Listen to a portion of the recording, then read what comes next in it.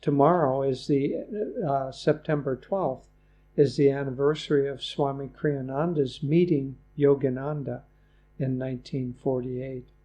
And so his entire life was centered around discipleship and self-realization. He was a living, one might say, a living discourse on that theme. But to a certain extent, this theme is the central theme of all great teachings and all great teachers. Yoganandaji begins the autobiography with the immortal words, "The characteristic features of Indian culture have long been the search for eternal verities and the concomitant disciple-guru relationship." And so, what are eternal verities? It's only the search for that which is beyond the physical world, the universe. That's not going to be eternal. Our bodies certainly are not going to be eternal, thank goodness. Imagine being trapped in this body for eternity. Wouldn't that be awful? In any case, those eternal verities are only that of consciousness. And consciousness, obviously, is able to survive far beyond the form in which that consciousness is expressed. But Yoganandaji, his whole life was giving the teachings of these, the path to find these eternal verities, the path to find self-realization. But he also, I was just reading this morning of his last days, his last moment during this incarnation. And some of you may know, some may not. He passed, obviously a great master like that has a conscious passing. And he intimated to his friends and disciples that he would be leaving this world. To the monks, the day before, he said, "Wish me luck. I have a big day tomorrow." And they thought this was a little strange because all he was doing was going to a banquet and maybe giving a few nice remarks after the banquet. And they thought, well, strange that he would say, "Wish me luck," but obviously there was a reason for it. He passed from this world. Swami Kriyananda describes it beautifully in his book, The New Path. So Master passes from this world talking of my America and my India. And then he reads from his beautiful poem, My India, which ends talking about how India itself, the very land itself, the people, dream God. And the final line of that poem is, "My feet are blessed, they touched that sod." And with that sod, it became a long sigh, and he dropped and passed from this earth. But think of the two bookends, one might say, of him introducing the theme in his great, great work, The Autobiography of a Yogi, of the search for eternal verities and the concomitant disciple-guru relationship, and the blessing of living in a land amongst people that dream God. Because what else is there that makes a purposeful life other than that eternal search?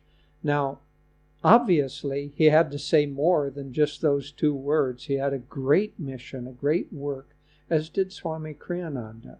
And so, taking that central theme, his teachings gave great variety to it. But I want to keep us focused a little bit on the core of what he taught. Swami Kriyananda one time said, "Look at the variety with which God can take a few simple elements and create diversity." He said, 2 eyes, a nose, and a mouth, and look what he's done with that. Everyone's face is different. Everyone is unique. everyone in all the world. And so God takes simple themes, the search for eternal verities, and then multiplies that again and again and again. So Swami Kriyananda, his life was absolutely focused and absolutely dedicated on those two aspects, the search for God and the disciple-guru relationship.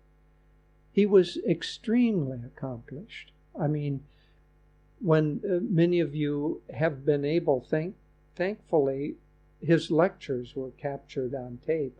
And so many of you have been able to listen to his lectures. And he was a brilliant lecturer. He was a genius on many levels, writing 150 books and all the music that we have and starting communities and so on. A brilliant life. In the early years when we would attend his lectures, they were wonderful. He would begin a discourse and maybe he would be talking about a simple meditation technique, Hong Saw or something of that nature. And pretty soon he would be drifting off into the Renaissance art of Italy and the kings of ancient India. And sitting there until we knew better, we would think, what is he talking about? Why is he going off the theme like that? And then he would begin to weave like a master weaver. He'd begin to weave those themes together, and you would have a aha moment, and you'd say, oh yes. He was awakening the soul nature, the soul cry within us. And so his early lectures, when I say early, this lasts for decades, his lectures were brilliant like that.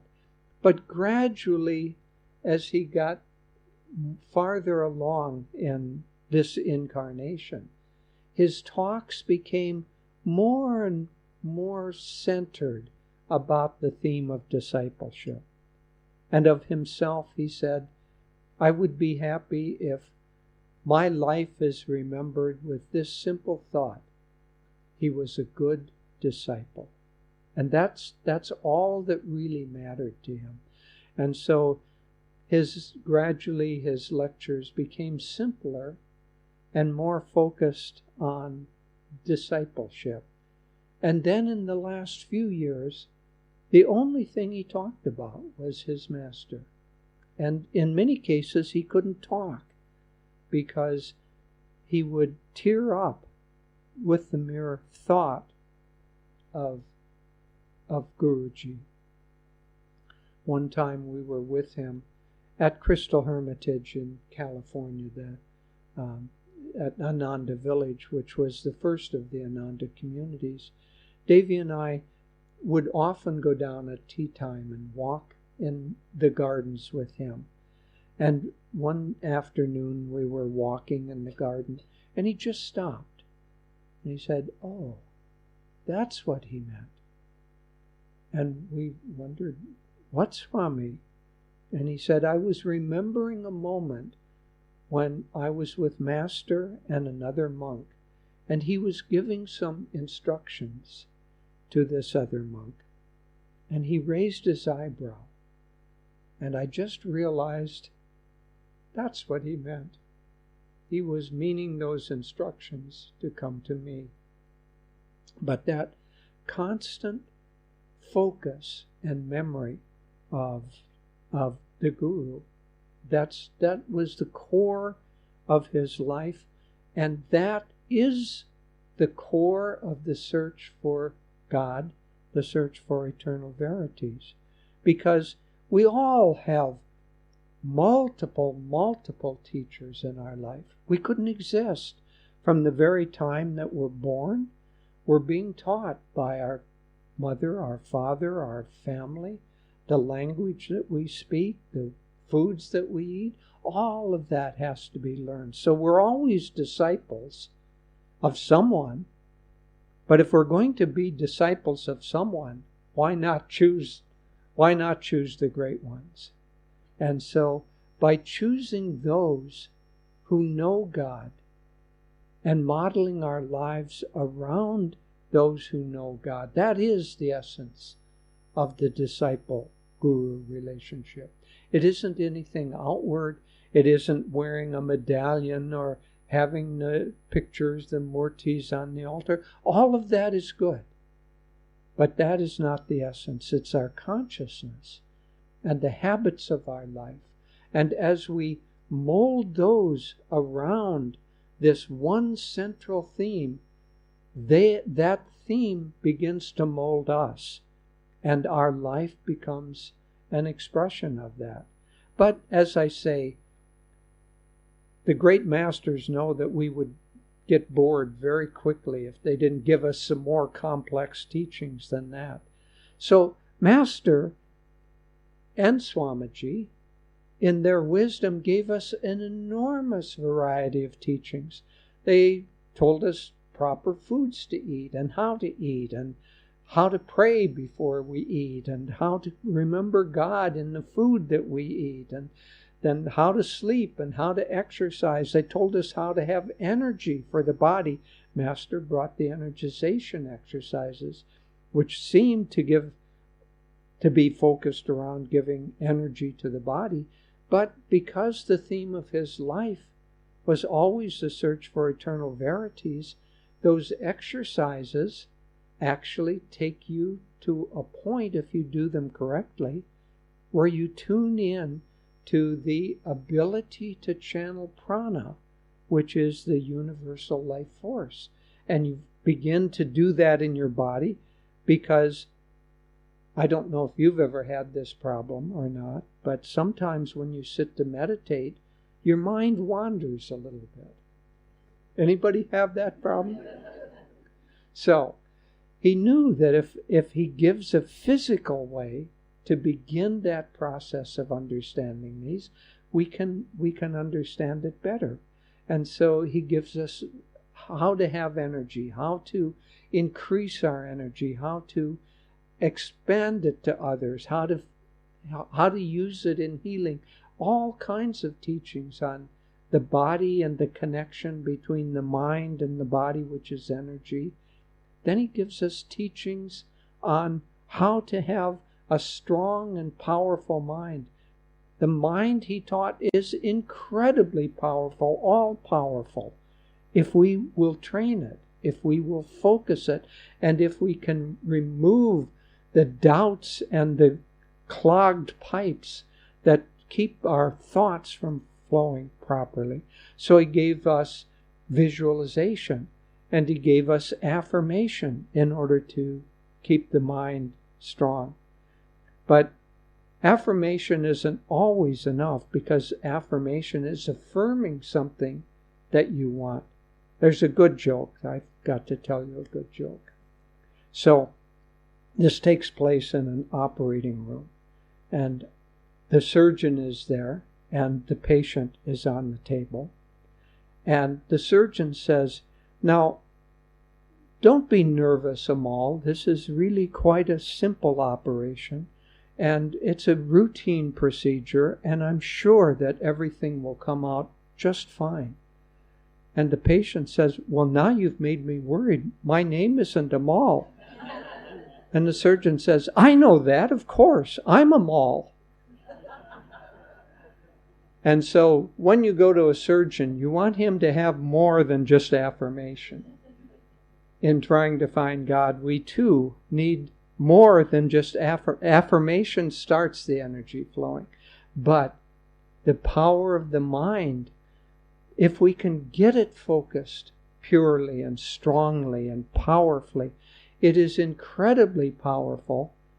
But the mind itself also has limitations, because beyond the mind, as Yogananda says in one of his great chants, beyond the fringe of the mind, God lies beyond the fringe of the mind, beyond thoughts. And so the prime focus of Master's life and Swami's life was to teach us the art and skill of meditation, the various techniques, including Kriya Yoga, which helps us calm the thoughts and calm the emotions. And in that calmness, we're able to begin to see within ourselves the presence of God and of God's qualities. And so in the calmness of the mind, the practice of meditation is essential to the eternal verity that we're seeking. That is the characteristic feature of our lives. And so that search for eternal verities. But I must say the grace and the great blessing of having a person of great wisdom and great depth who leads their entire life as a model for that search. Having someone like Kriyananda as a guide has been the greatest possible blessing, because I read one time someone asked the question about how to raise, what principles they should use in raising children. And they said, well, we can try to give you some principles, but all of that won't matter very much, because your children will watch what you do. They won't listen to what you say. And so having someone who lives a life, who demonstrates a life of total discipleship, so that his mind is concentrated on events that happened 50 years in the past, and ultimately his life narrows down from all of the complexities of this world.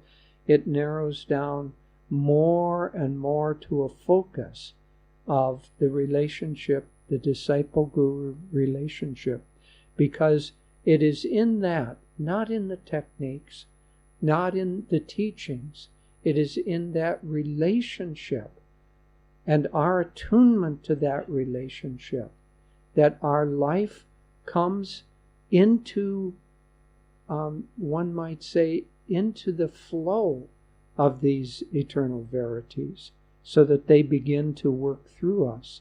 And yes, of course we must practice the techniques.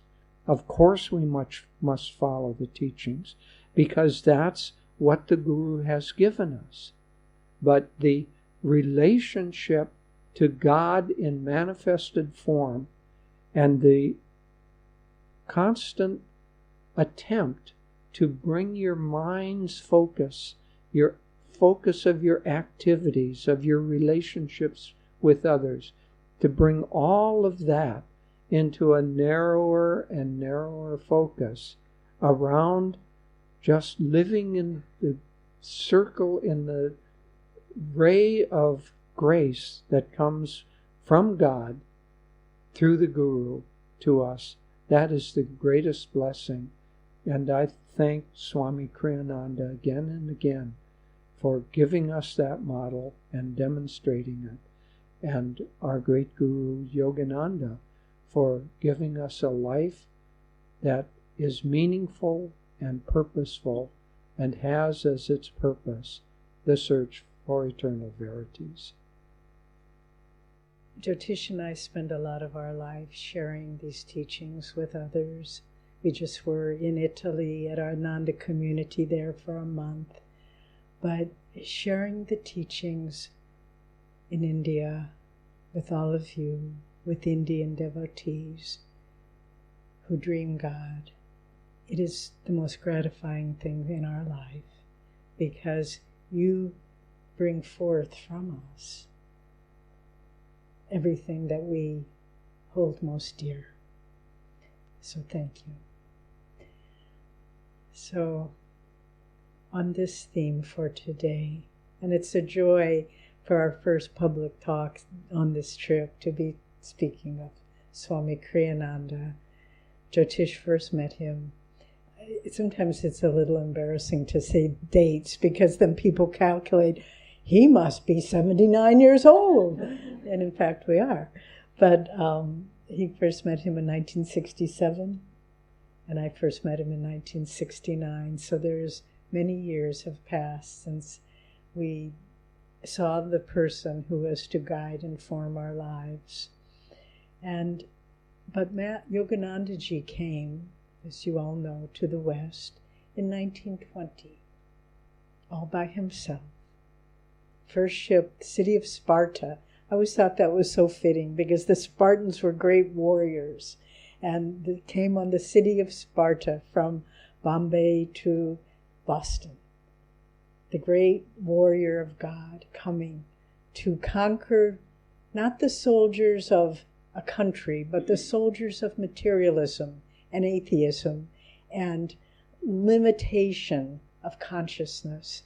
And when he landed, it's really, when you read about the early history of his life in the West, it's miraculous because he knew no one. He had $500 to his name when he landed. And he toured, he called them his spiritual campaigns, back and forth across the country, bringing and he was widely received. He spoke at the biggest halls in America to thousands of people. They were turned away. There were lines outside. At a certain point, he was the most popular lecturer in America. And this was not a time of no one had heard of yoga at that time. No one had heard of meditation at that time. But undeterred, this great master, with a mission he brought from India, from our great masters, from Babaji, Lahiri Mahashaya, Sri Yukteswar, his Guruji, and they commissioned him, go to the West, spread these teachings. You are the one God has chosen long ago for this mission. And so he did. And he gave a whole new perspective on what it means to have a life centered on high principles, on eternal verities. And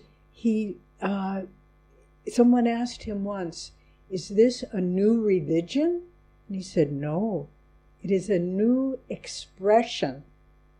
And so it was for him. He gave a new expression to what it means to the scriptures, for example. He wrote profound commentaries on the Bhagavad Gita, on the Bible, on the Rubaiyat of Omer Khayyam, to show people these are not just as what they appear on the surface.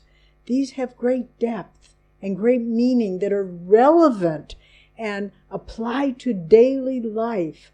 I have an older brother who is a very good man, but not following spiritual principles, just beginning. He's 80 years old. So it's a good time to begin. And he was telling us earlier this year, he said, he's a Westerner, of course. He said, I've read the Bhagavad Gita 3 times, but I don't understand it. He said, there must be meaning in it that I'm not getting. And Jyotish said to him, I have just the book for you. And he gave him Swami Kriyananda's Essence of the Bhagavad Gita, based on Master's commentaries, of course. And my brother said, I'm reading it page by page, and it's changing my life. This is a materialistic Western man. It's changing his life. So Master brought a new vision of a new expression of what these great scriptures mean. He brought a new expression to what the path to God is. It isn't, and when you read Autobiography of a Yogi, it's unique in its contribution to understanding of a spiritual life in our times. And he brought a new understanding of how common people, you and me, people with families and jobs and responsibilities, we can find God. That's never been said before. You have to go to the Himalayas. You have to go to an ashram, a monastery. No, you can practice Kriya Yoga daily in your life, in the midst of family and job and all of that. And you can find God, a new expression. But then, most relevant to our topic today, he gave a new expression to discipleship. Because if you notice, in this quote that Jyotish shared, one of my favorite quotes, and it's the first sentence in Autobiography, and he chose his words carefully, Yoganandaji. It was not, we do a lot of writing, Jyotish and I, and when you read that book, every word was chosen carefully. So he said, the search for eternal verities, which Jyotish has been speaking of. But then he also said, and it puzzled me for a long time, the disciple-guru relationship. Usually we say guru-disciple relationship, don't we? But he changed that, and I thought, why? Why did he put it that way? Because he was giving a new expression to discipleship. Too often when people say, oh, Guruji, he will do it, and we touch his feet and he will change my life, he will give me. No. Yogananda said the disciple has a part to play in finding God. The Guru can't do it all for you. We have to do our part. And what is that part? This is the part beautifully exemplified in the life of our teacher, Swami Kriyananda, who read Autobiography 1948 in New York. It had only been published 2 years earlier. December 1946 it came out. Took the next bus all the way from New York across the country to Los Angeles. He knelt at Yoganandaji's feet and he said the first words, I want to be your disciple. He had never met him. He knew nothing about yoga or meditation, but he read that book and he said, and all his life he had been searching for meaning. And I bet that first sentence captured him just as much, the search for eternal verities. He came, knelt at Yoganandaji's feet. I want to be your disciple. So what is this new expression of discipleship that Yoganandaji was trying to imbue for all of us, and that Swami Kriyananda understood and lived and modeled for us? First of all, it's taking the initiative to tune your will to the Guru's will. It's not a simple thing. We don't even know how much we are motivated and affected by our own whims and desires, our likes and dislikes. Oh, I want to do this. Oh, I want to do that. Swami Kriyananda, the question he always asked, inwardly and sometimes outwardly, what do you want, Master? Not what do I want. What do you want? And then I will put out the energy to make it happen. It's a thrilling concept. And it's so important for the times in which we live, because these are not times in which spiritual devotees can be passive. I'm sorry to say, we have to be warriors because the darkness is pushing hard against us all. And we have to be warriors. And Swami was a disciple warrior. And he always saying, what do you want? And then how can I manifest it? The creation of Ananda is a miracle in the sense that from nothing, from a few handful of followers, Swami Kriyananda drew a small group of devotees. He had very little money. He would go around in California, big country, big state, almost a country, go around teaching yoga, teaching meditation to earn money. He didn't have benefactors. To earn money, to buy the beautiful Ananda village, and to train people, but always asking, what do you want and how can I do it? And Yogananda has a beautiful prayer, which one might say is the keynote of Kriyananda's life.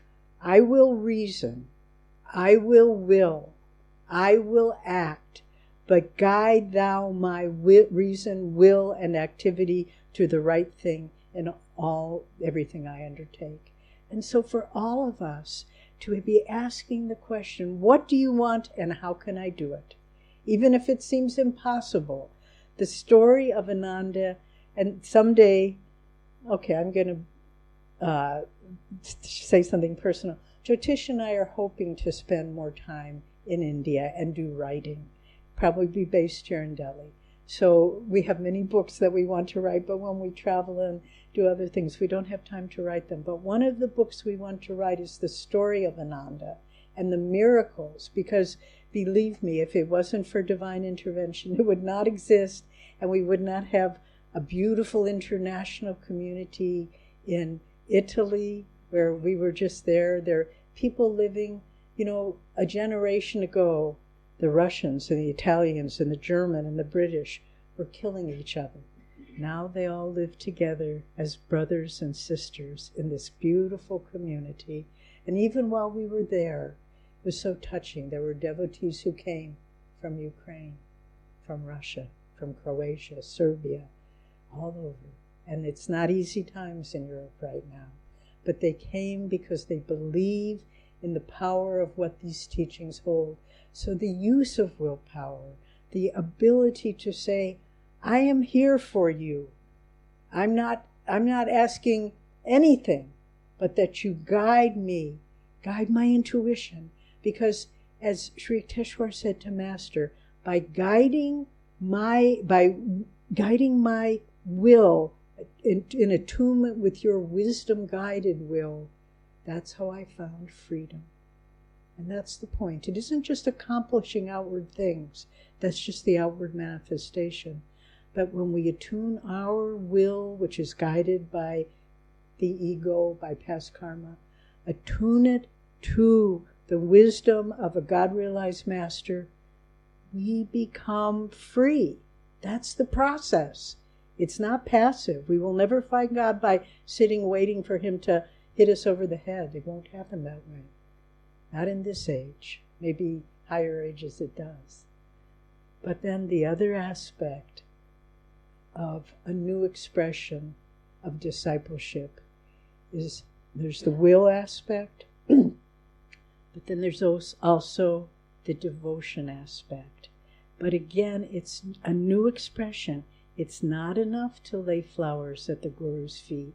You have to be a channel for his love to everyone. Everyone. And that's what Swami did. We traveled the world with him. No one was a stranger. We could tell you so many stories about how he changed people's lives that he never met. I never knew. He was in Paris once, and he giving some lectures there. And he came in, and they had tickets to a concert, but the hall was all filled. And he got up to the ticket taker, and he said, "Well, I'm sorry, sir, you can't come in." He said, "But I have a ticket." And the man said, "Sorry." And then Swami said, "But it's my birthday." And the man said, all right, come in. And he sat him and his companion at the time up on the stage behind the choir and the orchestra that were performing. And so Swami said, we were just sitting there listening. We couldn't see the people sitting there because of the lights. And then the concert was over and they were riding home on the subway. And this little old lady came up to him and said, "Don't you remember me?" And he said, "I'm sorry, I don't remember you." And she said, "I was in the concert and I was watching you the whole time and I felt like you were my best friend." And she just started pouring out her life and her troubles, and Swami gave her advice, and he was a channel for Master's love to everybody. And that was another aspect of his discipleship. Not enough for me to love you, Master.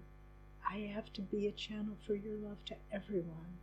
And everyone who met him, their lives were changed and touched. So many people have said to us, "I never met him, but he was my best friend," because he was that kind of a channel.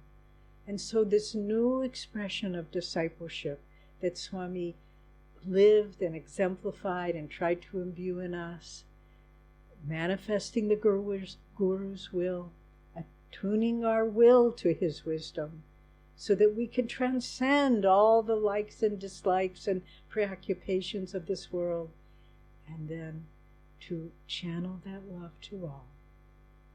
We can do this. And if we do this, I should not say if, I should say as we do this, right now, as we do this, then we will find the freedom and we will realize the eternal verities that are the bedrock of Indian culture that Master came to give new expression to the whole world. So thank you.